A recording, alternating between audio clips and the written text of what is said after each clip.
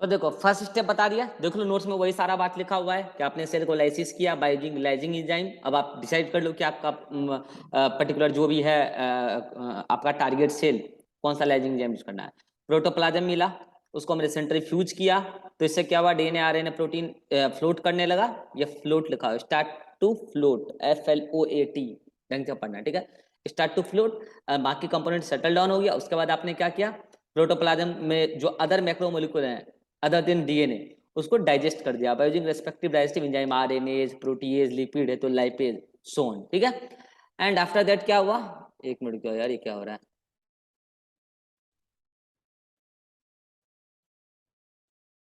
हाँ ठीक है, आफ्टर दैट क्या हुआ कि आपने प्रोटोप्लाज्म जो मिला आपको वहां से, उसको आपने क्या किया,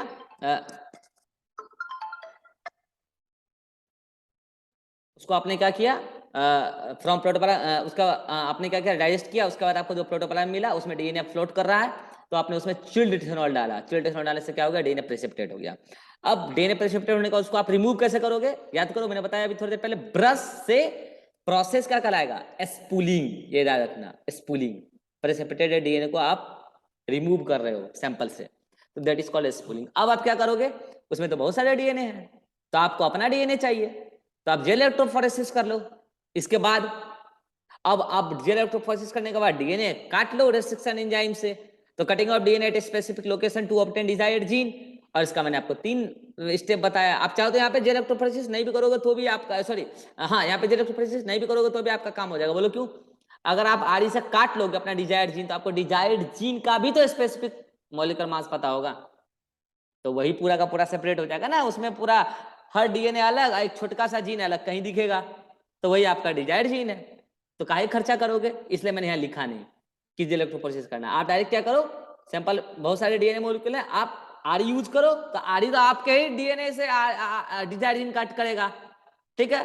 फिर आप इलेक्ट्रोफोरेसिस कर लेना। अच्छा, एक कट करने का 3 तरीका मैंने बताया था, देखो डिजायर्ड जीन पाने का 3 तरीका है, जिसमें से एक तरीका मैंने आपको क्या बताया था, रैंडम डीएनए मेथड, याद है। और रैंडम डीएनए मेथड से अगर आप ये काम करोगे तो आपको जेल इलेक्ट्रोफोरेसिस करना ही पड़ेगा सैंपल से अपना डिजायर्ड जीन निकालने के लिए, हेलो। लेकिन अगर आप cDNA मेथड या sDNA मेथड लेके चलते हैं तो क्या आपको जेल इलेक्ट्रोफोरेसिस की जरूरत है नहीं। है। अरे भैया, मिक्सर ऑफ डीएनए में पहले आप अपना डीएनए तो अलग कर लो, नहीं है जरूरत।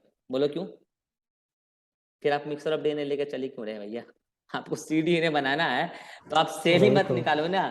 फिर आपका फर्स्ट स्टेप भी नहीं होगा, आइसोलेशन ऑफ डीएनए भी नहीं होगा, फिर आपका डायरेक्ट यहीं से स्टार्ट होगा cDNA मेथड, सिंथेटिक डीएनए आपको, हाँ फर्स्ट स्टेप होगा, मतलब कि आप सेल लेंगे, सेल को लाइज नहीं करेंगे, सेल को लाइज नहीं करेंगे। और अगर आप सेल को लाइज कर रहे हैं तो इस पर्पज से नहीं कर रहे हैं, आपको डीएनए चाहिए, हेलो। मैं आपको बता रहा हूँ फॉर यस। एग्जाम्पल, क्योंकि देखो यहाँ पे 2 अलग अलग बातें हैं, दोनों को अलग करके बताता हूँ, cDNA को अलग, sDNA को अलग। देखो अगर आप रैंडम डीएनए मेथड से चल रहे हैं तो आपको जेल इलेक्ट्रोफोरेसिस करना है, हाँ करना है।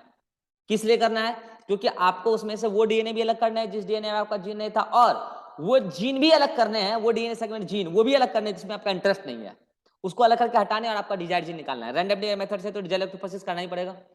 अगर आप cDNA मेथड लेके चल रहे हैं, सुना ध्यान से, तो cDNA मेथड में क्या आपको mRNA चाहिए, हेलो। अरे mRNA चाहिए ना यार, mRNA लेके लैब में जाओगे, यस उससे फिर रिवर्स सर। ट्रांसक्रिप्शन कराओगे ना लैब में, टेस्ट ट्यूब में, तो mRNA चाहिए ना।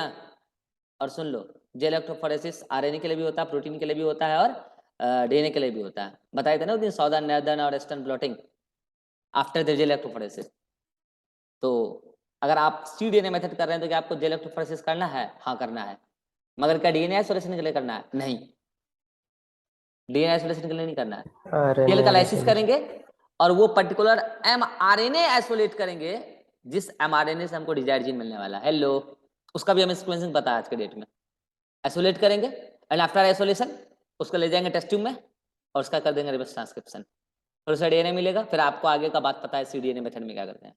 हाँ अब मुझे बताओ, सिंथेटिक डीएनए मेथड में, sDNA मेथड में क्या सेल लाइसिस और जेल इलेक्ट्रोफोरेसिस जरूरी है, नहीं, दोनों में से कोनो जरूरी नहीं है। क्यों क्यों करना है भाई, सिंथेटिकली डीएनए बनाना है हमको। अच्छा बताओ, सिंथेटिक डीएनए में भी आप ये कंफर्म नहीं बोल सकते कि आप जरूरी नहीं है सेल का लाइसिस या जेल इलेक्ट्रोफोरेसिस। अगर आप सिंथेटिक डीएनए मेथड में बाय यूजिंग टेम्पलेट कर रहे हैं तो जरूरी है? नहीं। हाँ है। अरे बाय यूजिंग टेम्पलेट बोला है, टेम्पलेट कहाँ से लाओगे? टेम्पलेट से तो जरूरी होगा। टेम्पलेट कहाँ से लाओगे?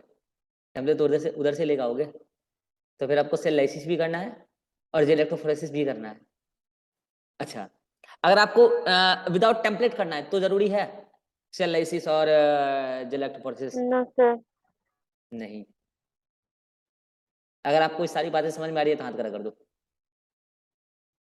ये सब बात मैं आपको इसलिए समझा पा रहा हूँ क्योंकि ये सब काम मैं खुद किया हूँ, जो किया है वही समझा सकता है। सर विदाउट टेम्पलेट जो करेंगे तो उसमें वो नाइट्रोजनस बेस लाने के लिए, तो उसके लिए तो भी तो करना पड़ेगा ना। क्या क्या विदाउट? नहीं नहीं, नाइट्रोजनस बेस लाने के लिए तुमको जेल इलेक्ट्रोफोरेसिस क्यों करना है भाई, और सेल लाइसिस क्यों करना है, बताना जरा। वो सिंथेटिक ही मतलब डाल देंगे सीक्वेंस हाँ, बना नाइट्रोजन करके। बेस का पाउडर आता है भाई, खरीदते हैं उसको। अच्छा। नाइट्रोजन बेस सेल से थोड़ी निकाल रहे हो। देखो, नाइट्रोजन बेस सेल से निकाला जाता है, ठीक है, आइसोलेट किया जाता है, वो मटेरियल साइंटिस्ट करते हैं, ठीक है, वो निकाल के पैक करके बेचते हैं, और जो रिसर्चर होते हैं बायोलॉजिकल साइंस के साइंटिस्ट, वो उसको खरीदते हैं।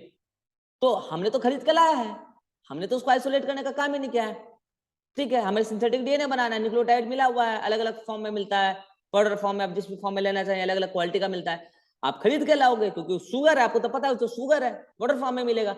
आप उसको सॉल्वेंट में डिसॉल्व करके, फिर सॉल्वेंट भी बिकता है, वो आप उसको डिसॉल्व करके सॉल्यूशन बना के फिर आप उसको टेस्ट ट्यूब में डालोगे। आपको सीक्वेंस तो पता ही है, ठीक है। फिर आप कंफर्म कर लोगे ऑटोमेटेड डीएनए सीक्वेंसर से कि आपको सही बनाया कि नहीं बनाया। तो इसमें आपको सेल लाइसिस की कोई, हाँ डीएनए बन गया, उसके बाद जो आगे का प्रोसीजर है वो जरूरी है, इसके पहले का प्रोसीजर जरूरी नहीं है। हालांकि इतना डेप्थ में आपका नीट वाला घुसेगा नहीं, मुझे पता है, ठीक है, और दूसरे मास्टर भी इतना डेप्थ में समझेंगे नहीं, रटा रटाया पढ़ा रहे, ना किया है ना करवा सकते हैं। सिंथेटिक डीएनए मेथड में नॉन टेम्पलेट में जरूरी नहीं है, उससे पहले जो भी तरीके हैं आपके, चाहे वो with template synthetic DNA method, cDNA method, random DNA method, सभी में सेल लाइसिस और जेल इलेक्ट्रोफोरेसिस जरूरी है, राइट। अब हम चलते हैं, क्योंकि सीडीएनए में भी आपको जेल इलेक्ट्रोफोरेसिस जरूरी है, सेल लाइसिस जरूरी है, but not to obtain the desired DNA, to obtain the desired mRNA, mRNA. Right. तो मुझे बताओ सीडीएनए मेथड में रेस्ट्रिक्शन एंडोन्यूक्लियर डायरेक्शन जरूरी है?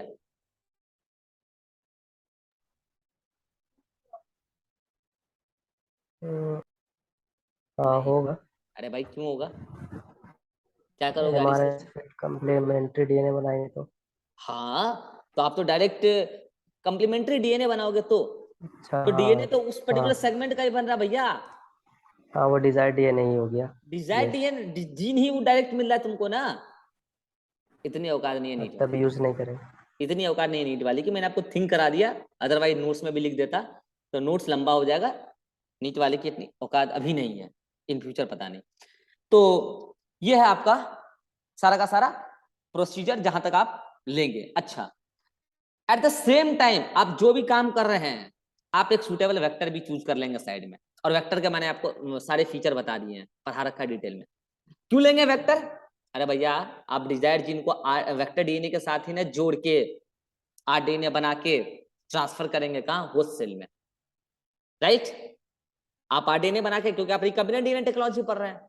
अच्छा एक बात बताओ, क्या हम वेक्टर डीएनए के अलावा, यानी कि हम डायरेक्ट डिजायर्ड जीन को सेल में ट्रांसफर कर सकते हैं, होस्ट सेल में डायरेक्ट? हम वेक्टर नहीं लेंगे, ऐसा हो सकता है? हो सकता है और होता भी है। हो सकता है। हम आपको आगे बताएंगे भी सही। हम डायरेक्ट डिजायर्ड जीन भी ट्रांसफर करते हैं, उसको बोलते हैं direct DNA method, direct gene transfer method. अगर आप वेक्टर डीएनए यूज कर रहे हैं तो उसको बोलते हैं vector mediated gene transfer technology या मेथड, या इनडायरेक्ट मेथड। लेकिन सक्सेस ज्यादा इनडायरेक्ट मेथड में ही है, सक्सेस रेट। डायरेक्ट मेथड में सक्सेस रेशियो कम है, लेकिन हाँ डिस्कस करेंगे, नीट के लिए भी इंपॉर्टेंट है। और अगर विदाउट वेक्टर यूज करें तो, क्योंकि कई सारे होस्ट सेल ऐसे होते हैं जो वेक्टर एक्सेप्टेबिलिटी नहीं दिखाते हैं, तो उस केस में आपको चाहे कितना भी फेल्योर मिले, आपको लगातार प्रयास करके डायरेक्ट मेथड से ही करना पड़ेगा, इसलिए डिस्कस करना जरूरी है, आगे डिस्कस करेंगे। चलो ठीक है, आप मान लो कि वेक्टर ले रहे हो और एट अ टाइम आप वेक्टर यूज करके आप ये आरडीएनए बनाने की कोशिश कर रहे हो, आप आरडीएनए बना लिए। आफ्टर दैट ये मैंने ये स्टेप यहाँ पे अभी आरडीएनए बनाया नहीं है, अभी बनाना सिखाएंगे, रुक जाओ। यहाँ पे मैंने ये बात लिख दिया कि एट अ टाइम आप क्या करोगे, वेक्टर डीएनए चूज करके रख लो, बस ये बोल दिया, अभी बनाया नहीं यार डीएनए। चलो अब अगला स्टेप क्या करोगे, अगर मान लो कि अगर आपका रैंडम डीएनए मेथड हुआ है, सीडीएनए मेथड हुआ है, या एसडीएनए मेथड हुआ है, एसडीएनए में भी विदाउट टेम्पलेट हुआ है, सॉरी विथ टेम्पलेट हुआ है, तो आपको क्या करना है, वही selection and isolation of desired gene from the collected precipitated DNA, यहाँ पे डीएनए लिखना है, ठीक है, लिख दूंगा मैं DNA by using gel electrophoresis. तो यहां तक का सारा स्टेप मैं आपको पढ़ा दिया हूं, यानी कि आपके हाथ में वो डिजायर्ड जीन आ चुका है जिसको आप आगे ट्रांसफर करने वाले हो होस्ट सेल में। अब इसके बाद जो एक स्टेप आ रहा है वो स्टेप ऑप्शनल है, मतलब एज पर रिक्वायरमेंट करते हैं, अगर आपको लगता है करना चाहिए तो कीजिए, अगर नहीं लगता है नहीं करना चाहिए तो जरूरत नहीं है समय और पैसा खर्च करने का, ठीक है। क्या है भाई, next step is the polymerase chain reaction, in short PCR कहते हैं। अच्छा, इस पीसीआर का फुल फॉर्म एक्चुअली में पॉलीमरेज चेन रिएक्शन है, लेकिन इन जनरल इसको कई बार हम लोग पीपुल्स चॉइस रिएक्शन भी कहते हैं, यानी कि आपको मन है तो कीजिए, आपका चॉइस है, जरूरत है तो कीजिए नहीं तो मत कीजिए, कंपलसरी नहीं है। इसलिए कई बार एग्जाम में क्वेश्चन आता है which one of the following step is not a compulsory process, compulsory step of genetic engineering, तो पीसीआर जरूरी नहीं है, एज पर नीड ही करते हैं। क्या होता है पीसीआर में, नाम खुद बता रहा है, पॉलीमरेज, पॉलीमरेज का मतलब क्या होता है, पॉलीमराइजेशन, पॉलीमराइजेशन मतलब क्या, मोनोमर को जोड़ जोड़ के बहुत सारे लंबा पॉलीमर बनाना, तो पॉलीमराइजेशन चेन रिएक्शन, चेन क्यों बोला, एक बार चेन कंप्लीट होगा फिर अगला बार नया चेन स्टार्ट होगा पॉलीमराइजेशन का, ऐसा रिएक्शन जिसमें बार बार साइक्लिक मैनर में पॉलीमराइजेशन होता है। किस चीज का पॉलीमराइजेशन होता है, deoxyribonucleotide to form the DNA molecule. मतलब डीऑक्सीराइबोन्यूक्लियोटाइड को जोड़ जोड़ के हम लोग क्या करते हैं, पॉलीमर ऑफ डीऑक्सीराइबोन्यूक्लियोटाइड, जिसको डीएनए बोलते हैं, वो लंबा चेन बनाते हैं, ठीक है। तो इसमें क्या होता है, डीएनए का एम्प्लीफिकेशन होता है, डीएनए का अमाउंट बढ़ता है, डीएनए का नंबर बढ़ता है, कैसे होता है ये आपको हम बताने जा रहे हैं। ये ऑटोमेटेड टेक्नोलॉजी है, इसका पूरा का पूरा सेटअप आता है, मशीन आता है। अब देखो मैं आपको पीसीआर का एक शॉर्ट व्यू बता रहा हूं, एक शॉर्ट व्यू, मतलब कि एक ओवरव्यू बता रहा हूं, अदरवाइज पीसीआर के कई सारे अलग अलग टाइप होते हैं, फिर क्यूटी पीसीआर, आरटी पीसीआर, अलग अलग टाइप होता है पीसीआर का। आरटी पीसीआर तो बहुत ज्यादा अभी कोरोना में बिना पढ़ा लिखा आदमी भी बोलता था आरटी पीसीआर कराना, पैसा जितना लगेगा उतना देंगे, ठीक है। तो इस टाइप के वर्ड यूज हो रहे थे, लेकिन पीसीआर का मैं आपको एक ओवरव्यू बता रहा हूं, अदरवाइज आप जब हायर क्लासेस में जाएंगे तो पीसीआर का फिर हमारे लैब में, हमारे डिपार्टमेंट में एक लैब में है आरटी पीसीआर का मशीन जो लगभग 6.5 करोड़ के आसपास का है, ठीक है। एक है जिसमें कि 3-4 टाइप का पीसीआर हो जाता है, वो लगभग 10 लाख के आसपास का है। तो ऐसे ही अगर आप और एडवांस फीचर वाला लेंगे तो करोड़ों करोड़ों तक का ऑटोमेटेड मशीन होता है, उसमें आपको कुछ भी नहीं करना है, आपको बस उसका पूरा प्रोसेसिंग आना चाहिए। मोबाइल खरीद लिए, मोबाइल चलाना नहीं आता तो कोई मतलब नहीं का, ठीक है, मोबाइल चलाने आना चाहिए। तो अगर आप पीसीआर मशीन खरीदें तो आपको पीसीआर के बारे में नॉलेज होना चाहिए, उस मशीन के बारे में सारा नॉलेज होना चाहिए, टेक्निक के बारे में सारा नॉलेज होना चाहिए, ठीक है। आप सैंपल लोड कीजिए, उसमें सैंपल डालिए, एनालिसिस कीजिए, मतलब प्रोडक्ट लीजिए, एनालिसिस कीजिए, दैट्स इट। तो मैं आपको पीसीआर का एक ओवरव्यू देता हूं कि पीसीआर मशीन के अंदर क्या होता है, उसमें टेम्परेचर, टाइमिंग, सैंपल लिमिटेशन सब कुछ होता है। जो आप मशीन खरीदिएगा, खरीदने से पहले आपको कंपनी वाला सब कुछ बता देगा कि उसके मशीन का क्या क्या फीचर है, ठीक है। तो आप अब मशीन में क्या करने वाले हैं, अच्छा अब आप सोच रहे होंगे सर ये मशीन पहली बार बनाया किसने होगा, बहुत तगड़ा मशीन है ये मशीन, मतलब कि टेक्नोलॉजी, ये टेक्निक जो पहली बार डेवलप किया था उस साइंटिस्ट का नाम है कार्ल म्यूलिस, 1983 में। फिर अलग अलग टाइप के डिवाइस आए, अलग अलग साइंटिस्ट ने उसको डेवलप किया, मटेरियल साइंस जो साइंटिस्ट जो होते हैं उसके। 1983 में कार्ल म्यूलिस ने ये टेक्निक पहली बार डेवलप किया था कि हम ऐसा भी कुछ कर सकते हैं, ऑटोमेटेड डीएनए एम्प्लीफिकेशन टेक्निक। उन्होंने सोचा कि डीएनए में बड़ा एक इंपॉर्टेंट प्रॉपर्टी है, denaturation and renaturation. DNA replication के दौरान खुलता है, याद है डीएनए रेप्लिकेशन, डीएनए रेप्लिकेशन के दौरान दोनों स्ट्रैंड खुलता है, और फिर जब नया स्ट्रैंड बनता है, दोनों स्ट्रैंड के सामने का नया स्ट्रैंड बनता है, तो फिर से वो डबल स्ट्रैंडेड हो जाता है। तो बताओ पहले क्या होता है, डीनेचर, और फिर क्या होता है, रीनेचर। लेकिन बताओ जब डीनेचर होता है तो एक डीएनए मॉलिक्यूल होता है, एक डीएनए मॉलिक्यूल यानी कि 2 स्ट्रैंड होता है उसमें, एक डीएनए मॉलिक्यूल डीनेचर होता है। लेकिन जब रीनेचर होता है तो रीनेचर होने के दौरान वो एक से कितना हो जाता है, 2। क्योंकि दोनों स्ट्रैंड जो डीनेचर होकर दोनों स्ट्रैंड खुला है, दोनों जाता है रेप्लिकेशन में, और दोनों क्या करता है, रेप्लिकेशन करके फिर रीनेचर करता है। तो चूंकि दोनों रेप्लिकेशन करके रीनेचर करता है, इसकी वजह से इस कार्ल म्यूलिस को ऐसा लगा कि काम करते हैं इस टेक्निक पर बेस्ड, मतलब इस डीएनए के इस प्रॉपर्टी पर बेस्ड एक टेक्निक डेवलप करते हैं, जिससे हम ऑटोमेटिक लैब के अंदर, इन विट्रो सेल के अंदर नहीं, लैब के अंदर डीएनए रेप्लिकेशन करा लें। And that technique is called as polymerase synthesis. अब इसमें क्या करते हैं साइंटिस्ट, तो मैं आपको बताता हूँ। जो भी सैंपल एपेंडॉफ होता है, एपेंडॉफ मैंने बोला ना, एपेंडॉफ कंपनी का नाम है, इतना अच्छा कंपनी, इतना फेमस हो गया है कि एक्चुअल में सेंट्रीफ्यूज ट्यूब है, ये कुछ एपेंड्रॉफ नहीं है। एपेंडॉफ तो कंपनी का नाम है भैया, ठीक है, लेकिन इतनी फेमस कंपनी है कि हम लोग इस सेंट्रीफ्यूज ट्यूब को एपेंडॉफ के नाम से ही जानने लग गए हैं, ठीक है। सृष्टि देखो ऐसा है कि अगर नेटवर्क प्रॉब्लम हो रहा है तो आप मीटिंग लीव कीजिए और रिकॉर्डेड आज का देख लीजिए, क्योंकि आप बीच में आएंगे जाएंगे, आपको समझ में कुछ आएगा नहीं, और इससे मुझे भी डिस्ट्रैक्शन होता है। तो अगर आपका नेटवर्क खराब चल रहा है आज, मीटिंग लीव कीजिए, रिकॉर्डेड देखिए जाके, लास्ट टाइम बोलो, इसका डिस्टर्बेंस नहीं चाहिए मुझे, ठीक है। हाँ, तो ये एपेंडॉफ ट्यूब है, और ये एपेंडॉफ ट्यूब में क्या हो रहा है, आप सारा सैंपल डाल रहे हो। सैंपल में क्या क्या डाल रहे हो, सुनना ध्यान से। आज क्या कर रहे हो आप, डीएनए की डीनेचुरेशन रीनेचुरेशन प्रॉपर्टी को यूज करके डीएनए का एम्प्लीफिकेशन कर रहे हो इन लैब। तो इसमें सबसे पहले डीएनए का आपको एक कॉपी डालना पड़ेगा, डिजायर्ड जीन का एक कॉपी डालेंगे ना, एक कॉपी बोला मैंने, एक स्ट्रैंड नहीं बोला भैया, एक कॉपी डालेंगे। लो ये डाल दिया, मान लो 5 to 3 days, तो इधर वाले 3 to 5 days, ये भी जुड़ा हुआ है।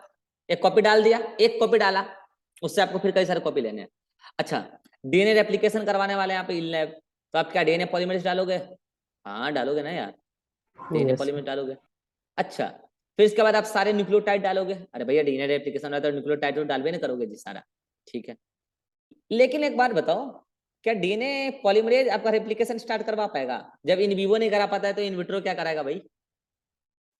तो क्या करोगे, आरएनए पॉलीमरेज डालोगे? डाल दे, कोई दिक्कत? DNA primer.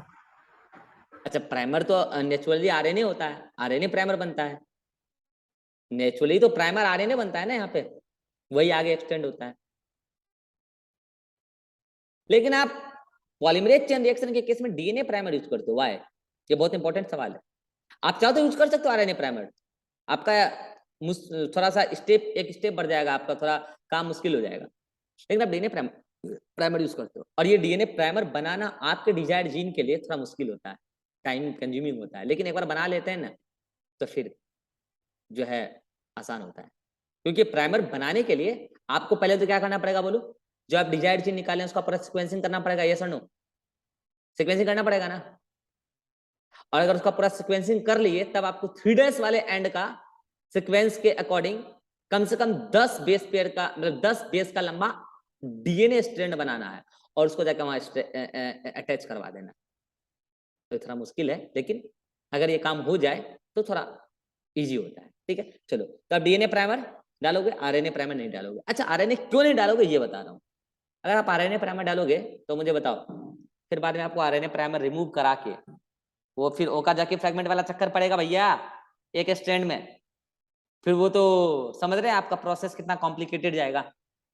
नेचुरली तो सेल के अंदर वैरायटी ऑफ डीएनए पॉलीमरेज होते हैं, तो वो काम आपका हो जाता है। डीएनए लाइगेज भी होता है, यस और नो? लेकिन आप यहाँ डीएनए लाइगेज तो यूज नहीं कर रहे हैं ना, हेलो, कहाँ यूज कर रहे हैं डीएनए लाइगेज? और आप तो इन विट्रो जितना ज्यादा सिंपल स्टेप करना चाहें उतना ज्यादा सिंपल बना सकते हैं अपने स्टेप को। तो एक काम करो ना, डीएनए लाइगेज और ये सब करने यूज करने के अलावा उससे अच्छा है कि एक डीएनए प्राइमर बना लो, वो तो ज्यादा अच्छा है। इसलिए डीएनए प्राइमर यूज करते हैं, क्योंकि आरएनए प्राइमर को फिर रिमूव करने का टेक्निक हमको यहाँ पे लगाना पड़ेगा, और इससे हमारा स्टेप कॉम्प्लिकेटेड हो जाएगा। हम नहीं चाहते हैं कॉम्प्लिकेटेड हो, इसलिए हम डीएनए प्राइमर यूज करते हैं, राइट? अदरवाइज आप अगर आरएनए प्राइमर यूज करोगे तो आपका स्टेप बढ़ेगा, ठीक है। अब बात यहाँ ये है कि जो डीएनए पॉलीमरेज एंजाइम आप यूज कर रहे हो, इसके बारे में बहुत इंपॉर्टेंट बात मुझे आपको बतानी है। आपको पता है एक बात, ये जो सारा सेटअप रखा जाएगा जिस मशीन के अंदर, PCR मशीन के अंदर, वो मशीन में जो काम होगा अराउंड 100 डिग्री सेल्सियस के आसपास पे काम होगा, ठीक है। अभी बताऊंगा काम क्या होगा, स्टेप क्या होगा पीसीआर का। मुझे बताओ, अगर अराउंड 100 डिग्री सेल्सियस के आसपास जो भी काम होना होगा, 100 से 50 के बीच में सारा काम हो जाता है लगभग, ठीक है। तो मुझे एक बात बताओ, ये जो 100 डिग्री सेल्सियस है उस पे डीएनए पॉलीमरेज एंजाइम क्या प्रोटीन है? तो क्या प्रोटीन डीनेचर नहीं हो जाएगा, एंजाइम डीनेचर नहीं हो जाएगा? सोचो, अगर आप ह्यूमन का डीएनए पॉलीमरेज डाल दें तो ऐसे डीनेचर हो जाएगा भैया। 30-37 डिग्री तो झेल पाता है वो।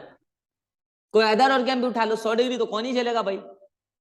तो डीएनए पॉलीमरेज जाए तो प्रोटीन डीनेचर हो जाए तो मुझे बताओ क्या करें।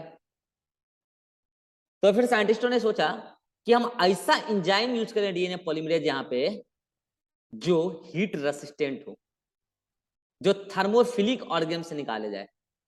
तो ऐसे बहुत सारे बैक्टीरिया हैं जो 100 डिग्री सेल्सियस पर रहना पसंद करते हैं। थर्मोफिलिक बैक्टीरिया कहते हैं उसको। थर्मो मतलब हीट, फिलिंग मतलब लव। हीट में आराम से रहते हैं, हीट लविंग बैक्टीरिया। और हम थर्मोफिलिक बैक्टीरिया से ऐसे बहुत सारे डीएनए पॉलीमरेज एंजाइम निकाल चुके हैं जो हम पीसीआर में यूज करते हैं। And that enzyme are called as Taq polymerase. Example बता रहा हूं एक, Taq polymerase. Taq polymerase is an example of DNA polymerase used in PCR, polymerase chain reaction. और ये टैग जो है ना, TAK, टैग, इसका फुल फॉर्म है।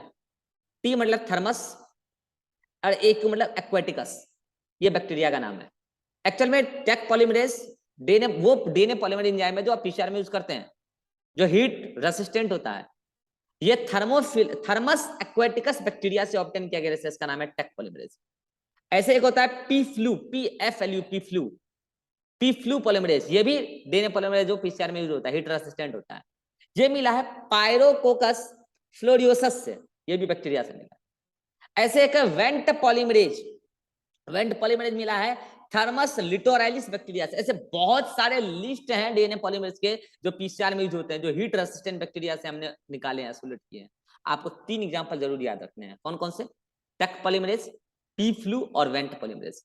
टैक polymerase from the Thermus aquaticus, Pfu from the Pyrococcus furiosus and Vent from the Thermus litoralis. Okay, अब आप ले लिए, सब कुछ सेटअप लगा दिए ना। अरे सेटअप लगा दिए, अब क्या होगा? अब होगा यहाँ पे साइक्लिक रिएक्शन। क्या होगा? आपने डीएनए डाला था, मतलब डिजायर्ड जीन डाला था। ये डिजायर्ड जीन आपका है, डबल स्टैंडर्ड डाला था, एक कॉपी, उससे आपको मल्टीपल कॉपी बनाने हैं। ओके, पहला स्टेप होता है डीनेचुरेशन, देन होता है एनिलिंग एंड देन होता है एक्सटेंशन।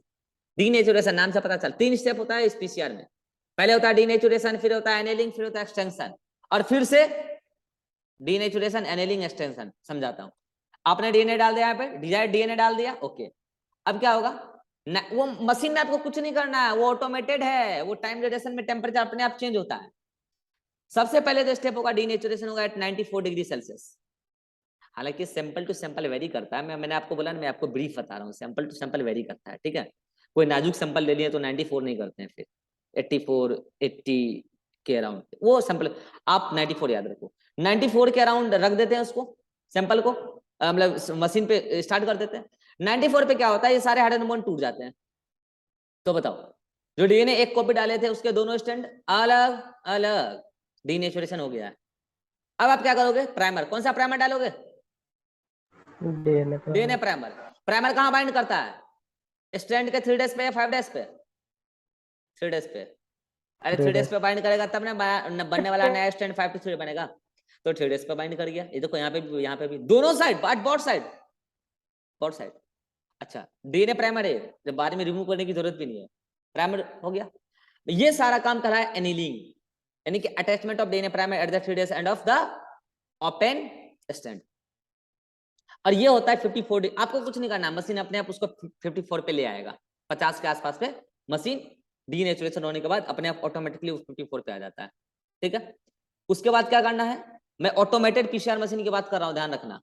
पुराना मॉडल ऑटोमेटेड नहीं आता था, ठीक है, अब ऑटोमेटेड आता है। 54 डिग्री पे आ गया वो। ठीक है, अब क्या करना है भाई? अब ये एनिलिंग भी हो गया, अब क्या करना है? एक्सटेंड करना है इस चेन को ना, ताकि डीएनए का नया मॉलिक्यूल तैयार हो जाए, यहाँ पे भी और यहाँ पे भी, तो 2 डीएनए मॉलिक्यूल हो जाएगा। तो अब क्या करना है? आपने सारे न्यूक्लियोटाइड डाल ही दिए उसमें, डीऑक्सीराइबोन्यूक्लियोटाइड। तो बस अब फिर से मशीन आ जाएगा 72 डिग्री पे, क्योंकि एंजाइम की एक्टिविटी के लिए लगभग 72 डिग्री के आसपास चाहिए। क्योंकि आप कौन सा एंजाइम यूज कर रहे हो यार? आप यूज कर रहे हो टैक पॉलीमरेज ना, आप टैक पॉलीमरेज यूज कर रहे हो ना। तो टैक पॉलीमरेज, तो अब क्या होगा? 72 डिग्री सेल्सियस के आसपास आपका एक्सटेंशन करा देगा, और एक्सटेंड होकर डीएनए का 2 मॉलिक्यूल तैयार। तो बताओ, 1 और 2, आपने लिया कितना था? 1। क्या आपका डीएनए का 2 मॉलिक्यूल तैयार हो गया लैब के अंदर, एपेंडोफ ट्यूब के अंदर, यानी कि सेंट्रीफ्यूज ट्यूब के अंदर? तो बताओ ए, अब क्या होगा बताओ, क्या फिर से ये पूरा का पूरा मॉलिक्यूल यहाँ आ सकता है और ये पूरा साइकिल चला सकता है और ये भी ऐसा कर सकता है, ये नो? फिर से यही सब कुछ होगा। तो डीएनए के मतलब पीसीआर के एक साइकिल में डीएनए के एक कॉपी से कितने कॉपी मिले? 2। तो क्या मैं ऐसा बोल सकता हूं number of DNA formed in PCR 2 की power n, n is what? Number of cycle. एक साइकिल तो 2 की पावर 1 इक्वल्स टू 2, तो 2 डीएनए मॉलिक्यूल मिला। तो अगर आपसे कोई पूछ दे कि 10 पीसीआर साइकिल में आपने एक कॉपी डाला है स्टार्टिंग में, 10 पीसीआर साइकिल में कितने डीएनए मॉलिक्यूल मिलेंगे? 2 की पावर 10 लगा लेना, जो भी आंसर आएगा वही आंसर होगा। यस और नो? तो इस तरीके से आपका क्या होता है, पीसीआर होता है। मैंने आपको पीसीआर का एक शॉर्ट व्यू बताया है, एक ब्रीफ बताया है। अदरवाइज पीसीआर अपने में बहुत बड़ा लंबा टेक्निक और टॉपिक है। तो बताओ ये स्टेप आपके लिए ऑप्शनल था। अगर आपके पास जो आपने डिजायर्ड जीन ऑब्टेन किया है जेल इलेक्ट्रोफोरेसिस में, अगर आपका सैंपल ऑलरेडी बहुत है, अगर आपका सैंपल ऑलरेडी बहुत है, तो क्या आपको पीसीआर करने की जरूरत है? नहीं। क्यों करोगे यार पीसीआर? फिर खर्चा बढ़ता बहुत इसमें। क्या आपको सुनने में लग रहा है कर लेंगे वो कर लेंगे, जब लैब में घुसोगे ना तो डीऑक्सी राइबोन्यूक्लियोटाइड का पाउडर खरीदने में तुम्हारा हाल खराब हो जाएगा, फिर डीएनए प्राइमर बनाने में हाल खराब हो जाएगा, इतना खर्चा लगेगा प्रोजेक्ट बंद कर दें। ठीक है, फंडिंग मिलता है बहुत बड़ा तभी सब काम करते हैं। ठीक है, खैर एनीवे, आप पीसीआर का एक ओवरव्यू समझ चुके हैं। अब कुल मिला के आपके हाथ में डीएनए डिजायर्ड जीन, डीएनए मत बोलो, डिजायर्ड जीन का एक अच्छा खासा अमाउंट आपके हाथ में आ चुका है। अब आपने क्या करना है, अब आपने क्या करना है, उसको वेक्टर डीएनए के साथ, सुटेबल वेक्टर डीएनए के साथ अटैच करके रिकॉम्बिनेंट डीएनए मॉलिक्यूल बना लेना है। और हम रिकॉम्बिनेंट डीएनए मॉलिक्यूल बनाएंगे नेक्स्ट क्लास में। यहां तक अगर कोई दिक्कत है तो जल्दी से पूछ लो। Any problem? No sir. No sir. उम्मीद करते हैं कि आपको मैंने कल छुट्टी भी दिया था, उम्मीद करता है आप एनसीईआरटी पूरा पढ़ लिए होंगे जितना मैंने पढ़ने बोला था, कंप्लीट, मतलब जो बोला था पढ़ने। अब आज की क्लास में जो मैंने पढ़ाया है वो आपको मिलेगा यहाँ।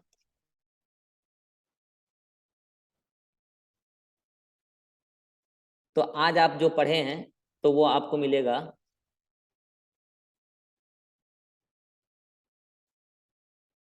पहली बात तो आज आपको ये पढ़ लेना है।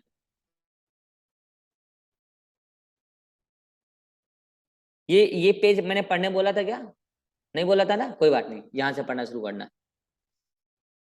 यहां से 11.3 से। अगर पढ़ लिया तो दोबारा पढ़ना। 11.3 पेज नंबर 2 से यहां से पढ़ना शुरू करना, ये पूरा पढ़ते जाना, ये पूरा, और ये पेज पूरा पढ़ना। ये डायग्राम ढंग से देखना, पीसीआर का एग्जाम में कई बार आ चुका है। ठीक है, चलो ये पूरा पढ़ लेना। अच्छा पता है आप ना, ये जो आपको 2 मॉलिक्यूल मिला है इसको फिर आप जितनी बार कराना है उतनी बार करा सकते हो। मशीन में सेट कर दो आपको कितनी बार कराना है, 1 बिलियन टाइम्स बार करा सकते हो, वो आप पे है। ठीक है, चलो ये सब कराने के बाद यहां तक ये सब पूरा पढ़ लेना, और आज आप यहां तक पढ़ लेना, यहां तक। ठीक है, यहां तक पढ़ लेना, उसके बाद आगे कुछ नहीं, इतना पढ़ लेना। फिर मिलते हैं नेक्स्ट क्लास में। Bye bye.